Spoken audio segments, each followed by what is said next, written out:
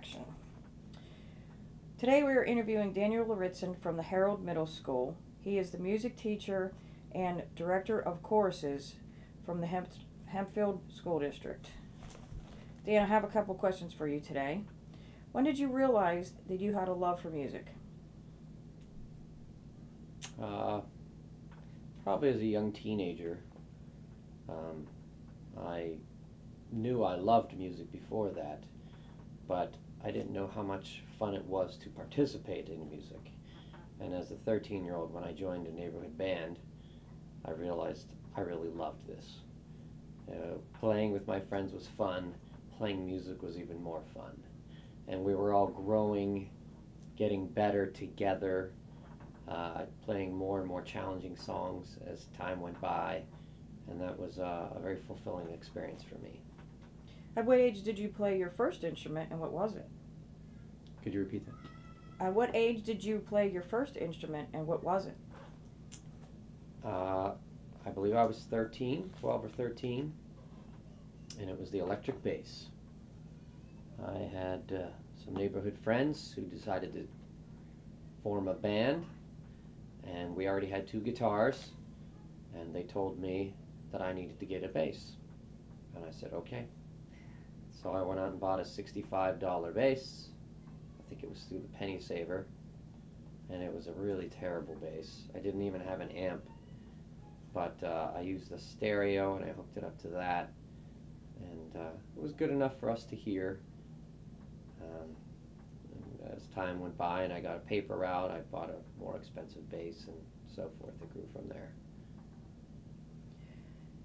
How has your love for music led you into your life's career path? I never wanted to be a music teacher, but I did want to be in music. I wasn't sure I'd enjoy being a teacher. I went to college at the University of Pittsburgh for music in general, and I changed over to Seton Hill in Greensburg, and I decided to dabble with education. We got to try to teach a class, and I loved it. I thought it was very enjoyable. I had a 3rd grade class was my first experience, and we had to team teach, so I had to teach with someone else, and we had fun with the kids, and the kids were having fun, and it was that time I decided this is something I can do. I think I can enjoy this, and I do. I love my job. I feel very fortunate, blessed. How important is music in our education system? I think it's very important. Music is a basic necessity, and you might not think that, but there's never been a civilization that has survived without music. Where you find people, you find music. Even considering the concentration camps of Germany, where people barely have enough to survive, you would think the last thing would be on their minds would be music.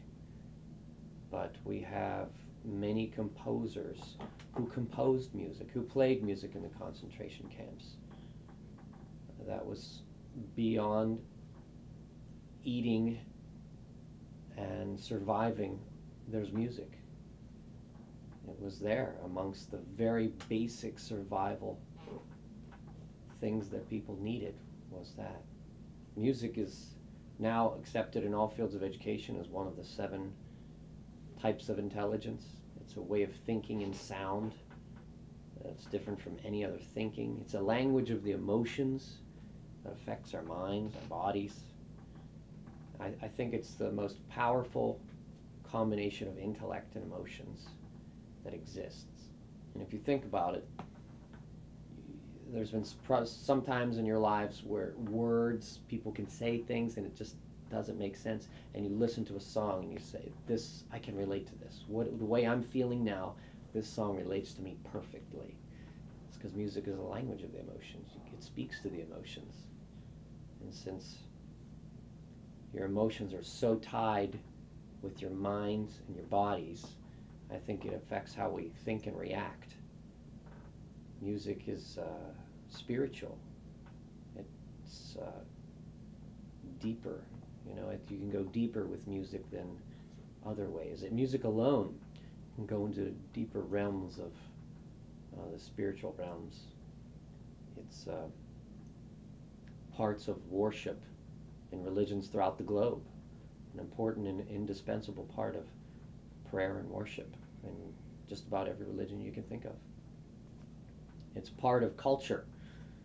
It's a cultural distinction. I just saw my daughter last night graduate from preschool, and they were talking about the different parts of the world, and they didn't talk about the engineering things that happened, and all they talked about was, here's Germany, and here's the music from Germany. And music is a very important part of the cultural distinction that's treasured and protected by cultures. It's a very important part of important ceremonies like weddings and graduation. And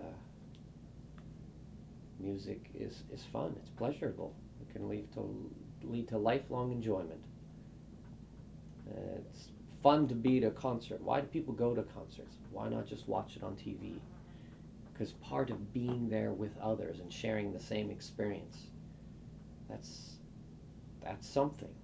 And even beyond that, participation in music is even more fulfilling. When you take part in participation with others in music, it can lead to lifelong enjoyment with others. And there's an infinite amount of new material and very limited risk of injury. You can participate in music. I played in a jazz band with a 93-year-old. He was amazing. He could barely walk to his chair, but he could play the saxophone like nobody I've ever seen. And you can play new music for the rest of your life and never repeat the same thing twice. There's new music being written all the time. So that's why I feel it's important. It's such an important part of society, and it's what separates us from the animals. We should learn about it. Students should know about it. It shouldn't just be the fluff. It's not fluff. Students need to know about music and learn about it. How has politics affected your job as a teacher? Well, I was told when I got my job, it's all politics, it's who you know. But fortunately, I didn't know anybody in this district, and I still got a job. I feel they do look out for the best teachers. But once I got my job, I needed to keep it. And to keep it, we have to fight for music all the time. Because again, when there's some cuts to be made, music is one of the first things that school board administration look at. How can we cut music? How can we slim it down? How can we make kids barely make the state mandates and still have music? So we have to rally band parents, chorus parents together all the time for school board meetings. Please don't cut our programs. These are important to children. Some children aren't good at sports. They aren't good at this. This is their niche. We have to fight for it. Almost every year we have to fight for it and attend school board meetings and stay involved in politics and changes. And with Governor Corbett's cutbacks, hundreds of millions of dollars, they're looking to cut music again this year. And just the other night, a couple nights ago, we had attend a school board meeting, and I spoke about how it would affect our program and how students would be affected. And I hope it made a difference. They're going to be voting in 2 weeks about how to make the changes, and we're hoping for the best. Thank you very much for your time, Dan. Thank you.